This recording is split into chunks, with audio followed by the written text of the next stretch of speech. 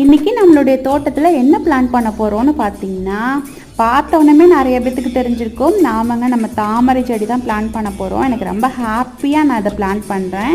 இதை வந்து எனக்கு ஒருத்தவங்க தான் கொடுத்தாங்க.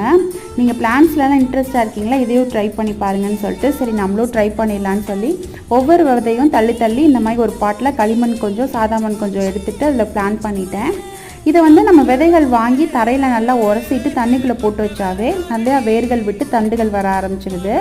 இதை அப்படியே நம்ம தண்ணியில் போட்டு வச்சிடணும். அதுக்காண்டி ஒரு பெரிய ஈய டப்பை எடுத்துகிட்டு அதில் தண்ணி ஃபில் பண்ணி வச்சுட்டேன். இப்போ இதை வந்து அதுக்குள்ளே வைக்க போகிறோம். வெயிட்டுக்காக ஒரு பெரிய கல் தூக்கி உள்ளே வச்சுருக்கேன்.